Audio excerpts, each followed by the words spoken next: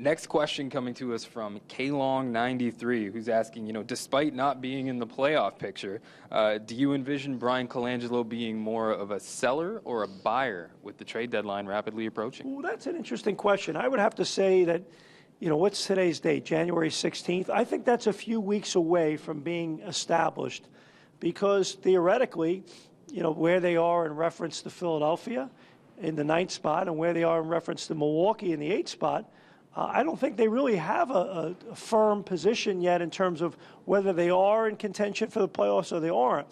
I think, as you mentioned earlier, with the more difficult schedule, I think that'll determine a lot of that. I think it'll put them in a position where I think a few weeks from now they'll be able to say, hey, we're contending for an 8th playoff spot. Do we want to be a buyer or do we want to be a seller, or are we out of the race? And do we want to look at our position right now and say maybe there's a few assets that we currently have that we can move to improve the organization long term? So I think that's yet undecided.